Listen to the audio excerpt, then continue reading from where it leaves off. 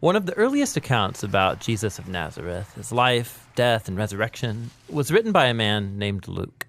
We know it as the Gospel of Luke, but Luke continued the story in a second volume, Called the Book of Acts, and it's all about what Jesus continued to do after his resurrection. Acts begins with the disciples who are hanging out with Jesus, who's just come back to life, which is mind-blowing to imagine. And then for weeks, the risen Jesus kept teaching them about his upside-down kingdom, the new creation that he launched through his death and resurrection. This is exciting stuff, and the disciples are ready to go tell the world. But then Jesus tells them to wait and to stay in Jerusalem until they receive a new kind of power so they can be faithful witnesses to Jesus and his kingdom. Then he says that their mission is going to begin in Jerusalem, then move out to Judea and Samaria, and then from there out into the nations. It's like a roadmap for the whole book of Acts. Then the disciples saw Jesus enthroned as king of all creation. So the disciples wait, wondering when this power is going to come. And then comes the time of Pentecost. So this is an ancient Israelite festival. It's during the early summer,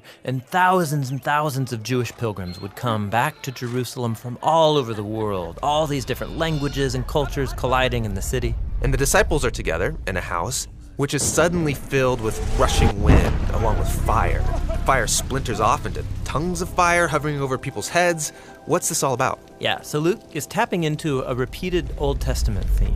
When God's presence showed up similarly at Mount Sinai, he made a covenant with Israel and gave them the Ten Commandments. Then later, when God's glory came in a pillar of fire, it filled the tabernacle when he came to live among them.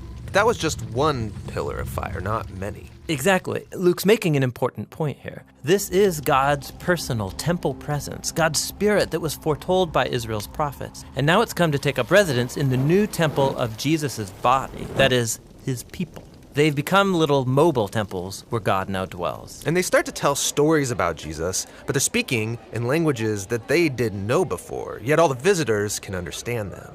What's this all about? Well, Peter gets up to explain that this is the fulfillment of Israel's hopes based on the scriptures. God's plan was always to use the unified family of Abraham to bring peace and justice to the world. But the tribes of Israel had been scattered because of the exile. Now here at Pentecost, representatives from all of the tribes come back together and they're introduced to their Messiah, the crucified and risen Jesus, so they can now become the restored people of Israel. And thousands of them start following the way of Jesus. Which brings us to Luke's tale of two temples. So you've got the temple that Herod built in Jerusalem, where Jesus' disciples worship like the rest of the Israelites. But now there's also Jesus' temple, which consists of people.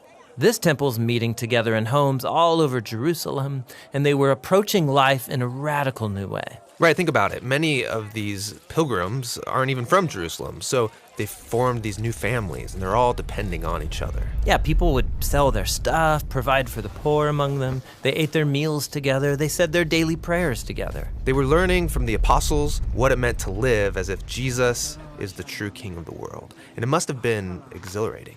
But it wasn't all fun and games. Being God's temple is serious business, just like in the Old Testament. So you might know about that strange story in the book of Leviticus about two priests who disrespect God in the temple and then suddenly die. Well, Luke includes here a similar story of two disciples who dishonor God's spirit in this new temple, and they suffer a similar fate. So there's corruption in the community. But the bigger problem is coming from the outside. Yeah, from the other temple. Its leaders are threatened by this new messianic movement, and so they arrest the apostles, they try to stop them. And this brings us to the final story in the Jerusalem section of Acts. We're introduced to a new disciple, Stephen. Oh yeah, Stephen. He's on fire. He steps up as a leader among the disciples to serve the poor, and he would go to the temple courts to teach people about the way of Jesus. So the temple leaders arrest Stephen, and they find false witnesses to accuse him of dishonoring Moses and of being a terrorist who's threatening the temple. In response, Stephen gives this powerful speech about how predictable this whole situation was. Yeah, he retells the whole Old Testament story, highlighting characters like Joseph, Moses, and the prophets, people who are consistently rejected and persecuted by their own people.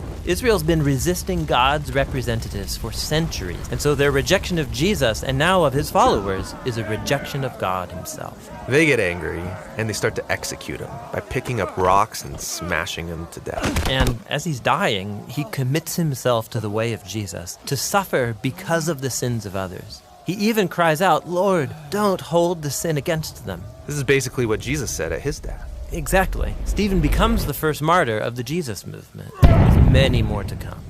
But this persecution contains seeds of hope, which is why Luke introduces us to a new character here, a religious leader named Saul. He stands over Stephen's dead body and even approves of the whole thing. Wait, Saul, you mean the man who becomes the Apostle Paul? Yes, Luke is showing how even this tragic murder can't stop Jesus' kingdom.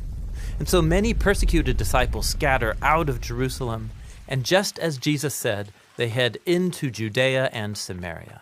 Now, the story of what happens there, that's what the next section of Acts is all about.